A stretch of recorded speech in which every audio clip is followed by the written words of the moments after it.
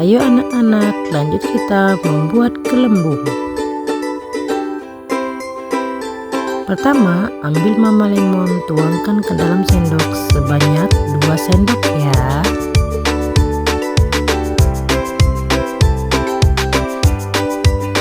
Lalu masukkan ke dalam mangkuk.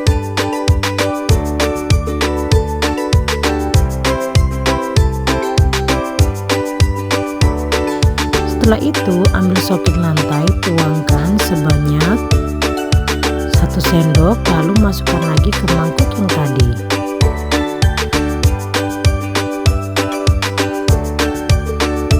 Setelah itu, tambahkan air secukupnya.